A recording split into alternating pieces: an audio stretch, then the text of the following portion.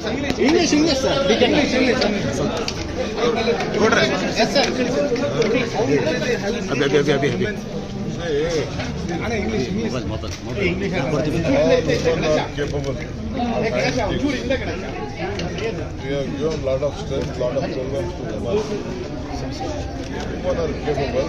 That is why they wanted to form an association. We are encouraging them. I saw, when I became a minister at education, I could see in Assam, there were 3 women of AS officers.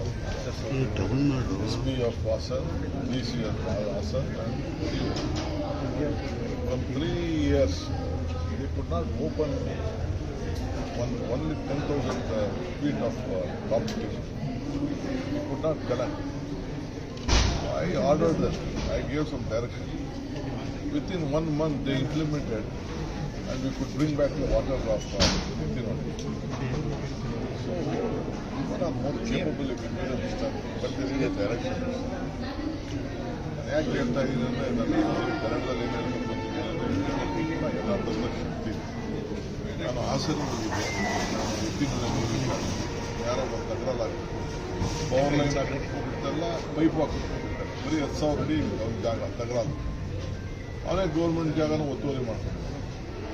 ನಾನು ನೋಡ್ಬಿಟ್ಟು ಆ ಹೆಣ್ಮಗಳು SP ಗೆ DC ಗೆ, ಈಗ DC ಇಲ್ಲ, ಇದೆಲ್ಲ Bengaluru ladies 3 ಜನ IAS ಆಫೀಸರ್ಸ್, ಅವ್ರು ಹೇಳಿದ್ರೆ they implement.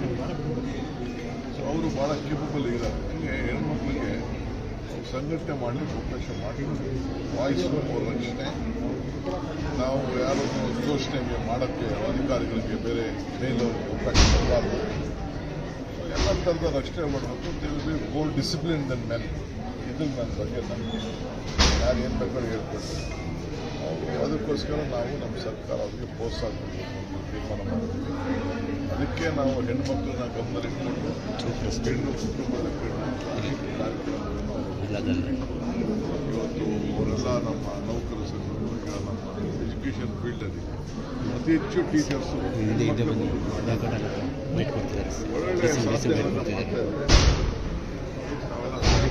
Some institutions refusing this policy. Some institutions, organizations refusing this policy.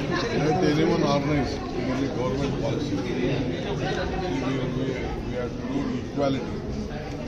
I don't feel we should differentiate between them. We have to take them along in the society, and they are the part of the society. Thank you.